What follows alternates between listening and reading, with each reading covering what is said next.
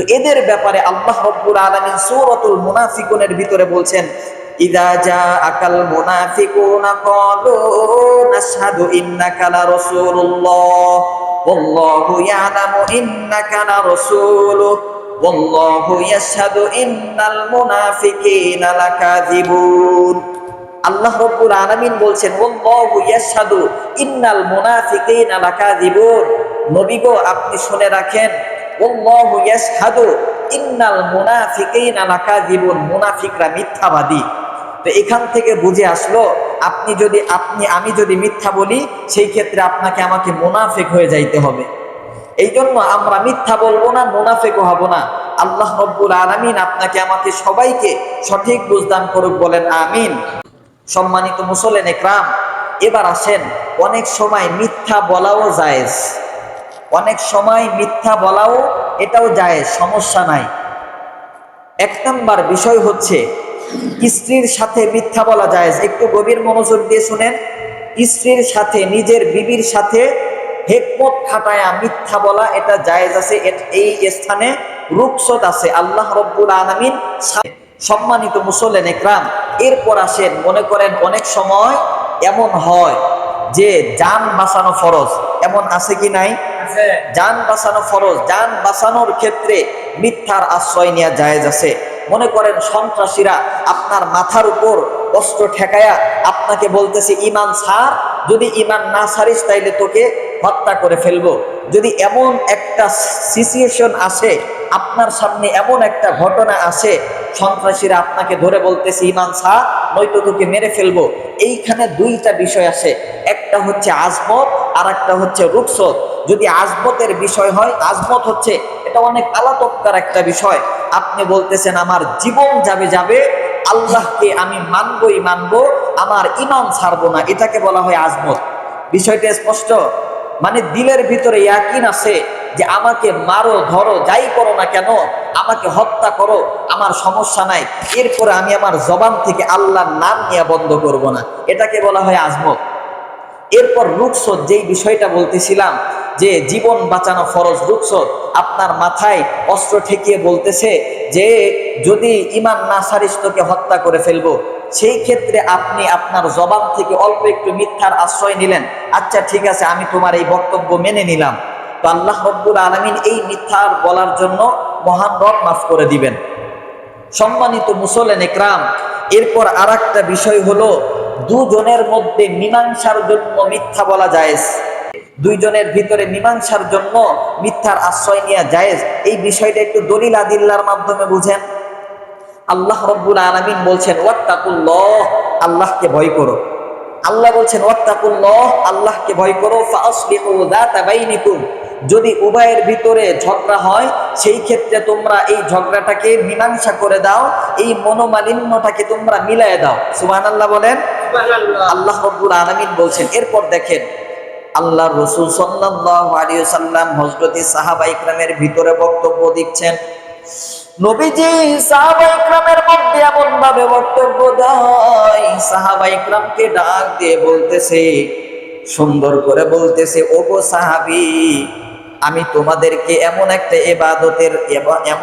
ইবাদতের বিষয়ে বলবো, যে ইবাদতটা নাকি নামাজের থেকে উত্তম, যে ইবাদতটা নাকি রোজার থেকে উত্তম, যে ইবাদত নাকি দান সৎকার থেকে উত্তম।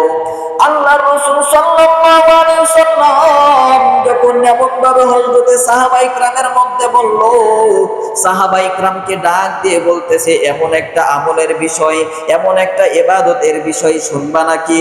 হযরতে সাহাবা ইকরাম ডাক দিয়ে বলল, এমন কেমন ইবাদত, যে ইবাদতটা নামাজের থেকে উত্তম হয়, যে ইবাদতটা রোজার থেকে উত্তম হয়, যে ইবাদতটা দান সৎকার থেকে উত্তম হয়, এমন ইবাদতের বিষয় নবীজি আপনি আমাদেরকে বলবেন, অবশ্যই আমরা শুনবো। সাহাবা ইকরাম নবীজিকে ডাক দিয়ে বলতেছেন, অবশ্যই আমরা শুনবো। মুসলমান বন্ধু, ভিন্ন দিকে নজর দিয়েন না গো। নবীজি সাল্লাল্লাহু আলাইহি ওয়াসাল্লাম সাহাবায়ে কেরামের মধ্যে বলতেছে, নামাজের থেকেও উত্তম ইবাদত, রোজার থেকেও উত্তম ইবাদত, দান সৎকার থেকেও উত্তম ইবাদত হইল যখন কোন ভাই ভাইয়ের মধ্যে ঝগড়া হয়, যখন একে অপরের মধ্যে ঝগড়া হয়, এই ঝগড়ার মীমাংসা করে দেওয়া নামাজের থেকেও বড় ইবাদত। জোরে কোন সুবহানাল্লাহ। নবীজি সাল্লাল্লাহু আলাইহি ওয়াসাল্লাম সাহাবায়ে কেরামের ভিতরে ডাক দিয়ে বলতেছেন, ওগো সাহাবী, এমন একটা ইবাদতের বিষয় বলবো যেই ইবাদতটা নামাজের থেকেও উত্তম, রোজা রাখার থেকেও উত্তম, দান সৎকার থেকেও উত্তম, এমন একটা ইবাদতের বিষয় কি বলবো? হযরতে সাহাবায়ে কেরাম বলতেছে, নবীজি অবশ্যই বলবেন। নবীজিকে ডাক দিয়ে বলতেছেন, সাহাবায়ে কেরাম বলতেছেন, অবশ্যই আমরা শুনবো। এমন এমন ইবাদতের বিষয় আপনি বলবেন যে ইবাদতটা নামাজের থেকে উত্তম। নবীজি সাল্লাল্লাহু আলাইহি সাল্লাম বলতেছেন, ইসলাহু যাতিল বাইন। আল্লাহু আকবার বলেন। নবীজি সাল্লাল্লাহু আলাইহি সাল্লাম বলতেছেন, মীমাংসা করে দেওয়া যখন দুইজনের ভিতরে ঝগড়া হয়। অথচ আমাদের মধ্যে এমন হয়ে গেছে, যখন দুইজনের ভিতরে ঝগড়া হয় অথবা ভাই ভাইয়ের ভিতরে ঝগড়া হয়, ওই সময় আমরা মীমাংসা বাদ দিয়ে উল্টারও অকটেন ঢালি। আওয়াজ দিয়ে বলেন ঠিক কিনা? দুইজনের ভিতরে ঝগড়া হয়েছে, মীমাংসা করা দরকার, মীমাংসা না করে আমরা আরো ফুসলায় দেই, ও কিন্তু তোর বিরুদ্ধে বলছিল, ও কিন্তু তোর বিরুদ্ধে এটা বলছিল। এমন ভাবে আমরা অনেক সময় বলি। একটু মনোযোগ দিয়ে শুনেন, এই বিষয়টা আপনাদের বুঝে আসছে? নবীজি সাল্লাল্লাহু আলাইহি সাল্লাম বলতেছেন, নামাজের থেকেও, রোজার থেকেও, দান সৎকার থেকেও বড় একটা ইবাদত আছে। এই ইবাদতটা হচ্ছে যখন একে অপরের ভিতরে, একে অপরের মধ্যে ঝগড়া হয়, মীমাংসা করে দাও। আল্লাহ রাব্বুল আলামিন বলছেন, ওয়াত্তাকুল্লাহ, আল্লাহকে ভয় করো। ওয়াত্তাকুল্লাহ, আল্লাহকে ভয় করো। ফাআসলিহু যাতা বাইনিকুম, যখন একে অপরের মধ্যে ঝগড়া হবে মীমাংসা করে দাও। এটা নামাজের থেকেও বড় বড় ইবাদত, রোজা রাখার থেকেও বড় ইবাদত, দান সৎকার থেকেও বড় ইবাদত। অথচ এই আমাদের ভিতরে এমন একটা গুণ ঢুকে গেছে, যদি একে অপরের ভিতরে ঝগড়া হয়, উল্টারও আমরা এই ঝগড়াটাকে বাড়িয়ে দেই, আরো বেশি করে আগুন জ্বালায় দেই, অকটেন ঢালি। আল্লাহ রাব্বুল আলামিন আপনাকে আমাকে সবাইকে সঠিক বুঝ দান করুক, বলেন আমিন। সম্মানিত মুসল্লিয়ান ইকরাম, তো আজকের আলোচ্য বিষয় ছিল দুইটা। এক নাম্বার আলোচ্য বিষয় ছিল সূরাতুল ইখলাস। সূরাতুল ইখলাস আল্লাহ রাব্বুল আলামিন নাযিল করলেন কেন? মক্কার মুশরিক বেঈমানদেরকে একটা জবাব দেওয়ার জন্য আল্লাহ রাব্বুল আলামিন সূরাতুল ইখলাস নাযিল করেছেন। এখন অনেক মুসল্লি ভাইরা আসছেন, আলোচনা আপনারা হয়তো অর্ধেক মাঝখান থেকে শুনতেছেন, অনেকেই বুঝবেন আবার অনেকেই বুঝবেন না। এই জন্য অল্প সময়ের ভিতরে আবার রিপিট করে দিচ্ছি ফুল আলোচনাটা। অল্প সময়ের ভিতরে আল্লাহ রাব্বুল আলামিন মক্কার মুশরিক বেঈমানদেরকে জবাব দেওয়ার জন্য অনেক সময় নবীজি সাল্লাল্লাহু আলাইহি সাল্লামের নিকট এসে মক্কার মুশরিক বেঈমানরা আল্লাহ সম্পর্কে জিজ্ঞাসা করত, ডাক দিয়ে বলতো, মুহাম্মদ, যেই আল্লাহর দাওয়াত দাও, যেই আল্লাহর একত্ববাদের দাওয়াত দাও, এই আল্লাহ সম্পর্কে আমাদেরকে একটি বলো। এই আল্লাহর কি সন্তান আছে নাকি? এই আল্লাহর সন্তানকে, এই আল্লাহকে জন্ম দিল কে? এমন ভাবে মুশরিক বেঈমানরা নবী মুহাম্মদকে জিজ্ঞাসা করত। নবীজি সাল্লাল্লাহু আলাইহি সাল্লামের নিকট সাথে সাথে আল্লাহ রাব্বুল আলামিন আয়াত নাযিল করে দিলেন। আয়াত হচ্ছে একেবারে স্বতন্ত্র একটা সূরা নাযিল করে দিলেন। এই সূরার নাম হচ্ছে সূরাতুল ইখলাস। আল্লাহু আকবার বলেন। এই সূরাতুল ইখলাসের ভিতরে আল্লাহ রাব্বুল আলামিন বলছেন, নবী গো, আপনি ওদেরকে জবাব দিয়ে জানিয়ে দেন, কুল হুয়াল্লাহু আহাদ, আল্লাহ এক, আল্লাহর কোনো সমকক্ষ নাই, আল্লাহর সাথে কোনো ব্যক্তিকে শরীক করা যাবে না। এরপরে আল্লাহ রাব্বুল আলামিন বলছেন, আল্লাহুস সামাদ। নবী গো, মক্কার মুশরিক বেঈমানদেরকে জানায় দেন, আল্লাহ মুখাপেক্ষী নন, আল্লাহ কোনো ব্যক্তির উপর নির্ভরশীল নন। এই বিষয়টা আপনি ওদেরকে জানায় দেন। এরপরে আল্লাহ রাব্বুল আলামিন আরেকটা জবাব দিয়ে বলতেছেন, অনেক সময় এক শ্রেণীর মানুষ ছিল যারা মনে করত যে আল্লাহর ছেলে হযরত ঈসা আলাইহিস সালাম এবং আল্লাহর সন্তান হযরত উযাইর আলাইহিস সালাম এবং ফেরেশতারা আল্লাহর মেয়ে। এই বিষয়টা একটা শ্রেণীর মানুষ ছিল, ওদের বিশ্বাস ছিল, আকীদা ছিল। ওরা মনে করত আল্লাহর মেয়ে হচ্ছে ফেরেশতারা, আর আল্লাহর দুইজন ছেলে আছে, হযরত ঈসা আলাইহিস সালাম এবং হযরত উযাইর আলাইহিস সালাম। এই বিষয়টা অনেক এক শ্রেণীর মানুষ বলতো, তো এদেরকে জবাব দেওয়ার জন্য আল্লাহ রাব্বুল আলামিন আয়াতের মাধ্যমে জানিয়ে দিয়ে বলছেন, লাম ইয়ালিদ ওয়া লাম ইউলাদ, আল্লাহর কোনো ছেলে সন্তান নাই, আল্লাহর কোনো সন্তান নাই এবং আল্লাহরও কোনো বাবা নাই। এমন ভাবে আল্লাহ রাব্বুল আলামিন উত্তর দিয়ে দিলেন। এরপর আল্লাহ রাব্বুল আলামিন সূরাতুল ইখলাসের শেষ নম্বর আয়াতের ভিতরে বলছেন, ওয়ালাম ইয়াকুল লাহু কুফুয়ান আহাদ, আল্লাহর কোনো সমকক্ষ নাই। আল্লাহ রাব্বুল আলামিন মক্কার মুশরিক বেঈমানদেরকে জবাব দেওয়ার জন্য স্বতন্ত্র একটা এই সূরা নাজিল করে জানায় দিলেন। সুবহানাল্লাহ বলেন। এরপরে বলতেছিলাম আরেকটা সাবজেক্টে আলোচনা হয়েছিল, সেটা হচ্ছে মিথ্যা বলা যাবে না। মিথ্যা নবীজি সাল্লাল্লাহু আলাইহি সাল্লামের নিকট সব থেকে অপছন্দনীয় একটা কাজ।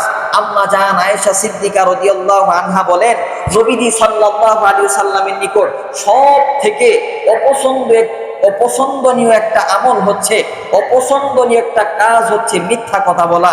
নবীজি সাল্লাল্লাহু আলাইহি সাল্লাম মিথ্যা সহ্য করতে পারতেন না, মিথ্যা বলতে নিষেধ করেছেন।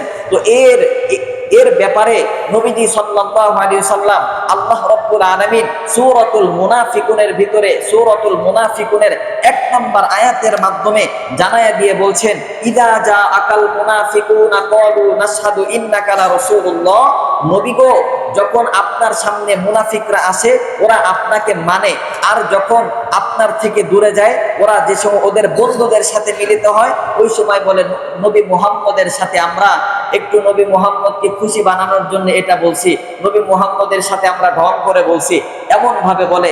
এরপরে সুন্দর করে আল্লাহ রাব্বুল আলামিন আবার জানায় দিয়ে বলতেছেন, যারা মুনাফিক এরা মিথ্যা কথা বলে, আল্লাহু ইয়াশহাদু ইন্নাল মুনাফিকিনা লাকাযিবুন, আল্লাহ রাব্বুল আলামিন বলছেন মুনাফিকরা মিথ্যাবাদী, এরা সব সময় মিথ্যা কথা বলে। তো আয়াতের মাধ্যমে জানা গেল যে মিথ্যা এটা একটা মহাপাপ। আর আমরা তো জানি সত্য মানুষকে মুক্তি দেয়, মিথ্যা মানুষকে ধ্বংস করে। আওয়াজ দিয়ে বলেন ঠিক কিনা? সত্য মানুষকে মুক্তি দেয়, মিথ্যা মানুষকে ধ্বংস করে। এই জন্য আল্লাহর আয়াত থেকে নবীজির হাদিস থেকে আমরা জানলাম আমরা মিথ্যা কথা বলবো না, আমরা মিথ্যা কথা বলবো না। আর একটা গুরুত্বপূর্ণ বিষয় আমরা শিখলাম, যদি কখনো দেখেন কোনো ভাই ভাইয়ের ভিতরে ঝগড়া হয়েছে, আত্মীয়র মধ্যে ঝগড়া হয়েছে, আপনি মাঝখানে থেকে মীমাংসা করে দিবেন। আল্লাহ রাব্বুল আলামিন বলছেন, এই যে ব্যক্তি মীমাংসা করবে ওই ব্যক্তি নামাজের থেকে, রোজা রাখার থেকে, দান সৎকার থেকেও বড় ইবাদত করলো। সুবহানাল্লাহ বলেন। এই জন্য ঝগড়া লাগলে উল্টা আমরা ফুস দিয়ে দেই, আমরা ফুসলাবো না। রাজি আছি না ইনশাল্লাহ? অনেক সময় ঝগড়া লাগলে আমরা আরো বেশি করে, আগুন জ্বলতেছে এর ভিতরে আমরা আবার অকটেন ঢালি যাতে আগুনটা আরো দাউ দাউ করে জ্বলে। নাউজুবিল্লাহ বলেন। আল্লাহ রাব্বুল আলামিন আপনাকে আমাকে সবাইকে সঠিক বুঝদান করুক, বলেন আমিন। নাসরুম মিনাল্লাহি ওয়া ফাতহুন করিব।